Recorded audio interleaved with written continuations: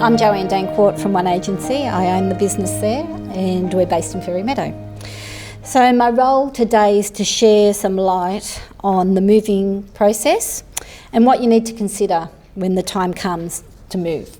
And it's not just for yourself, it could also be for your parents. So I'm also happy to take questions going through. If you have any questions, please just put up your hand and ask away, because I don't expect you to remember at the end. And just so I have a bit of an understanding on who's here and what your situation is, I'd just like to ask a couple of questions. So can people raise their hand if they're looking after elderly people at the moment, their parents? Okay, so we've got a few here. Who's still living in the family home, been in there for 20 years or more? Yeah, a few people. Okay, just helps me to understand what your situation is. So often there is an event, like Diane said earlier, which makes them have to move, and it isn't always because they want to. Most of the time it's because they become sick, they end up in hospital, and then they're told they can't go home. So who knew in here that a stranger could make that decision for you? Okay, that's exactly what happened to my grandparents.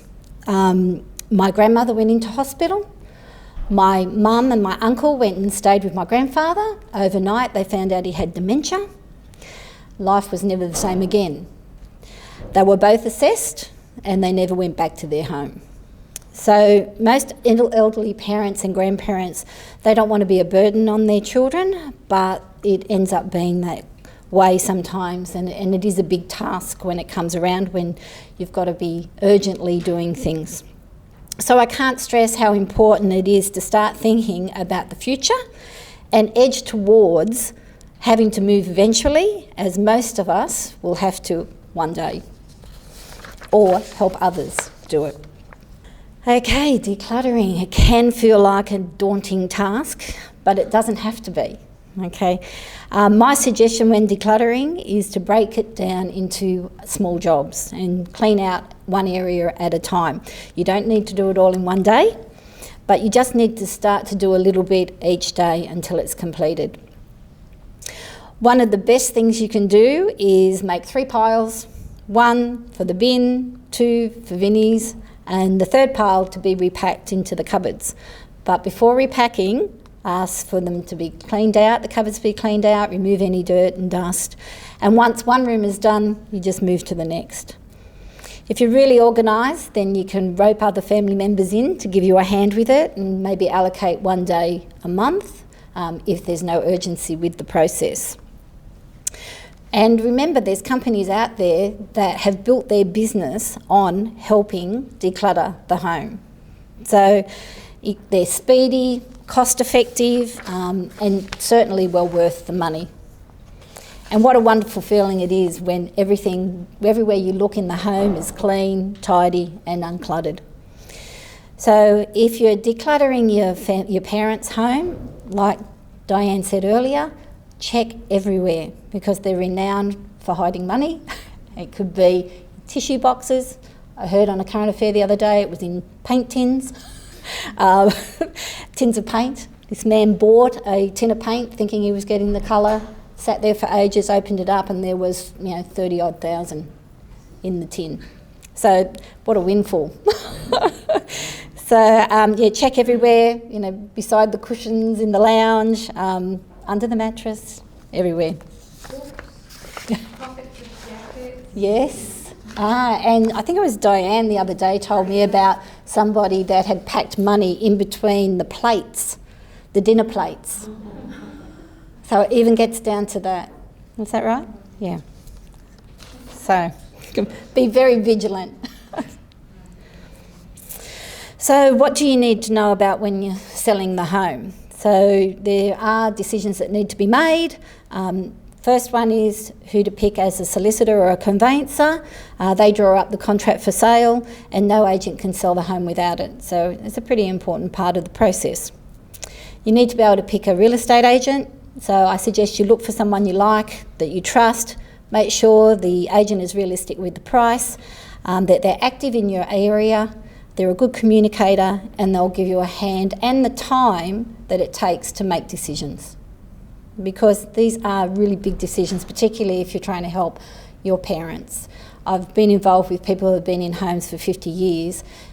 You know, things don't move extremely fast. They're a slow process, and the agent has to understand that and look after these people. I'm very, very passionate about that. Once the agent is chosen, then photos, floor plans will be done. They'll organise for the property to go on the market via internet sites and into the papers.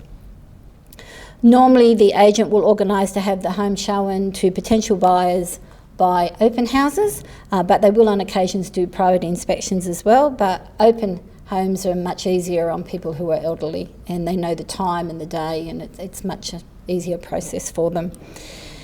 So it's my recommendation that happen. When a buyer likes a home, they put in the offer, the negotiations start, and once everyone agrees with the price, then the contracts will exchange. And part of this process also includes the time frame for settlement, and that's the time when people move out and the new buyers move in. So, talking about time frames, you know, how long does it take to sell a home? Has anybody sold a house in the last couple of years here? Okay, had a couple. Okay. The perception out there at the moment is a house sells within a day. It doesn't really happen within a day, but normally from the time that you pick the agent to the time it comes on the market is often about a week. The time that it's on the market, you really kind of want to have it on the market for a couple of weeks so that you can hear feedback from buyers and enough buyers to know when it is a good price. So it's not something that you really want to sell within a day. If you're going to auction, that's normally a 4-week process. So you have your week to prepare it to come on the market, you have your 4-week process, and then you've got your time frame, the settlement time frame.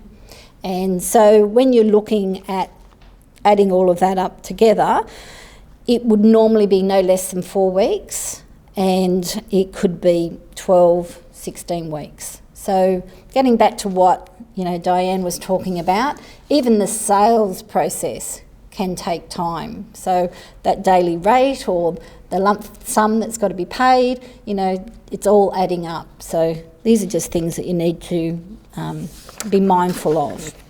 So it's always good to look at being ready before you get to the stage of having to actually start the process. There's always a cost to the move and fees involved, so you do have your solicitors and conveyancers cost. There's marketing costs for your advertising of the home. There's your real estate agent's fees, the removalist costs. They're kind of like the main items to consider. They do vary, so it does depend on what you're looking for. Agents' fees can roughly range from 2% up to 3%. The marketing fees vary dramatically, but marketing is usually you get what you pay for too, so you just need to be really mindful on what you're getting.